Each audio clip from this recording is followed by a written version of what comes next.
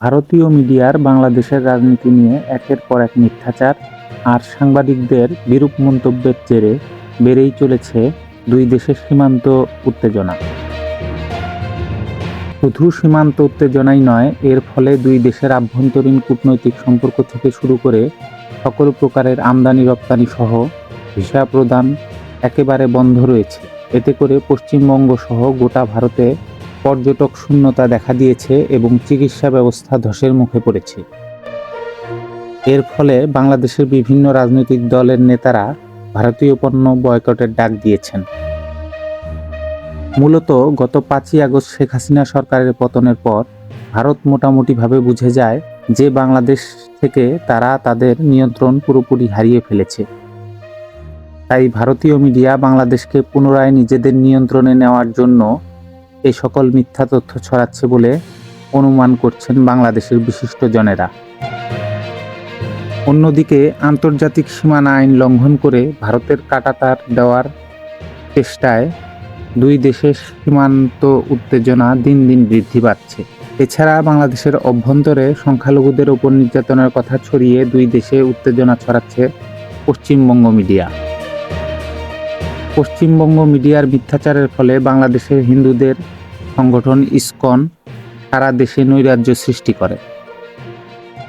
এর ফলে ইসকনের সর্বোচ্চ ধর্মীয় গুরু চিন্ময় দাস প্রভু আটক হন। আটক হবার পরও চিন্ময় দাস প্রভুকে নিয়ে একের পর এক মিথ্যা কথা ছড়াচ্ছে ভারতীয় হলুদ মিডিয়া। এছাড়া বাংলাদেশের অভ্যন্তরীণ রাজনীতিকে কেন্দ্র করে বাংলাদেশকে অস্থিতিশীল রাষ্ট্রে পরিণত করার লক্ষ্যে ভারতীয় মিডিয়াগুলো কাজ করে আসছে। তারই ধারাবাহিকতায় 15ই জানুয়ারি মুম্বাইয়ে অভিনেতা সাইফ আলী খানের বাড়িতে হামলার অভিযুক্তকারী বাংলাদেশের নাগরিক হিসেবে চালিয়ে দেওয়ার চেষ্টা চালাচ্ছে ভারতীয় মিডিয়া। ভারতীয় মিডিয়া দাবি করে সাইফ আলী খানের উপর হামলাকারী বাংলাদেশের নাগরিক ঝালকাঠির বাসিন্দা সাইফুল ইসলাম শেহজাদ। তারা আরও দাবি করেন, গত আগস্ট মাসে হামলাকারী সাইফুল ইসলাম শেহজাদ বাংলাদেশ থেকে ভারতে অনুপ্রবেশ করে।